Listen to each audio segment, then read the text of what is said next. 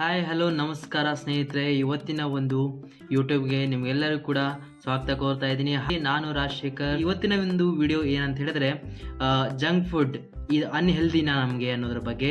S ಸ್ನೇಹಿತರೆ, 62.2% ಜನ Young ಅಡಲ್ಟ್ಸ್ಗಳು ಏನು ಮಾಡ್ತಿದ್ದಾರೆ ಅಂತ ಹೇಳಿದ್ರೆ ಈ ಒಂದು ಜಂಕ್ ಫುಡ್ಸ್ ಅನ್ನೋದಕ್ಕೆ ಮಾರು ಹೋಗ್ತಿದ್ದಾರೆ, ಅದನ್ನು ಜಾಸ್ತಿ ಸೇವನೆ ಮಾಡ್ತಾ ಇದ್ದಾರೆ.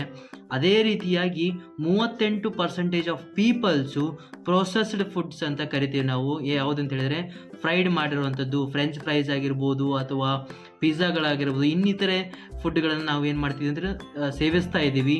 ಇದರಿಂದ ನಮಗೆ ತುಂಬ ಸೈಡ್ ಎಫೆಕ್ಟ್ಸ್ಗಳು ಬರ್ತಾ ಇದ್ದಾವೆ ಫ್ರೆಂಡ್ಸ್. ಯಾವ ರೀತಿ ಸೈಡ್ ಎಫೆಕ್ಟ್ಸ್ಗಳು ಬರ್ತಾ ಇದ್ದಾವೆ ಅಂತ ಹೇಳಿದ್ರೆ, ಒಂದು ವೇಟನ್ನು ಜಾಸ್ತಿ ಆಗ್ತಾ ಇದೆ. ವೇಟ್ ಯಾವುದಕ್ಕೆ ಜಾಸ್ತಿ ಆಗ್ತಿದೆ ಅಂತ ಹೇಳಿದ್ರೆ ಅದು ಜಂಕ್ ಫುಡ್ ಆಗಿರೋದ್ರಿಂದ.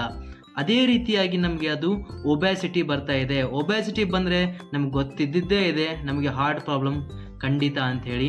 ಅದೇ ರೀತಿಯಾಗಿ ನಮಗೆ ಸ್ಕಿನ್ಗಳು ಪ್ರಾಬ್ಲಮ್ ಬರ್ತಾ ಹೋಗ್ತವೆ, ಪಿಂಪಲ್ಸ್ಗಳು ಬರ್ತಾ ಹೋಗ್ತವೆ. According to the World Health Organization WHO ಪ್ರಕಾರ ಏನು ಹೇಳ್ತಾರೆ ಅಂತ ಹೇಳಿದ್ರೆ, ಜಂಕ್ ಫುಡ್ ಸೇವನೆ ಮಾಡೋದ್ರಿಂದ, ಹೆಚ್ಚಿಗೆ ಸೇವನೆ ಮಾಡೋದ್ರಿಂದ ನಮಗೆ ರಿಸ್ಕ್ಗಳು ಜಾಸ್ತಿ. ಎಲ್ಲಿ ಅಂತ ಹೇಳಿದ್ರೆ ನಾನ್ ಕಮ್ಯುನಿಕೇಬಲ್ ಡಿಸೀಸ್ ಅಂತ ಹೇಳ್ತೀವಿ.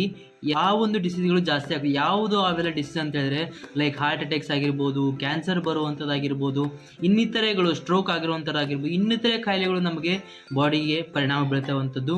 ಇಷ್ಟೆಲ್ಲ ಡಿಸೀಸ್ಗಳು ನಮಗೆ ಜಸ್ಟ್ ಒಂದು ಜಂಕ್ ಫುಡ್ ಹೆಚ್ಚಿಗೆ ಸೇವನೆ ಮಾಡೋದ್ರಿಂದ ಬರ್ತಾ ಇದೆ ಅಂತ ಹೇಳಿದ್ರೆ, ಇದನ್ನು ನಾವು ನಮ್ಮ ನಾಲಿಗೆಗೆ ಬೇಕಾದಂಥ ರುಚಿಯನ್ನು ನಾವು ಕಂಟ್ರೋಲ್ ಮಾಡಿದರೆ, ಹೆಲ್ದಿ ಫುಡ್ಡನ್ನು ನಾವು ತಿಂತಾ ಹೋದರೆ ನಮಗೆ ಈ ಎಲ್ಲ ಡಿಸೀಸಿಂದ ನಾವು ನಮ್ಮ ಹೆಲ್ತನ್ನು ಕಾಪಾಡ್ಕೋಬೋದು, ನಾವು ನಮ್ಮ ಲೈಫನ್ನು ಖುಷಿಯಾಗಿ ಇಟ್ಕೋಬೋದು ಅನ್ನೋದನ್ನು ಇವತ್ತಿನ ಒಂದು ವಿಡಿಯೋದಲ್ಲಿ ನಾನು ಹೇಳಲಿಕ್ಕೆ ಇಷ್ಟಪಡ್ತೀನಿ. ಹಾಗೆಯೇ ನೆಕ್ಸ್ಟ್ ವಿಡಿಯೋದಲ್ಲಿ ಹೆಲ್ದಿ ಫುಡ್ಸ್ ಯಾವೆಲ್ಲ ಇದೆ ಅನ್ನೋದ್ರ ಬಗ್ಗೆ ಒಂದು ಮಾಹಿತಿ ಕೊಡ್ತಾ ಹೋಗ್ತೀನಿ. ಹಾಗಾದರೆ ಇನ್ನೂ ಯಾರೆಲ್ಲ ಈ ಒಂದು ಚಾನಲ್ ಸಬ್ಸ್ಕ್ರೈಬ್ ಮಾಡ್ಕೊಂಡಿಲ್ಲೋ ಬೇಗನೆ ಸಬ್ಸ್ಕ್ರೈಬ್ ಮಾಡಿ, ಶೇರ್ ಮಾಡಿ, ಮತ್ತು ನಿಮ್ಮ ಫ್ಯಾಮಿಲಿ ಮೆಂಬರ್ಸ್ ಕೂಡ ಶೇರ್ ಮಾಡಿ ಅಂತ ಹೇಳ್ತೀನಿ. Thank you so much.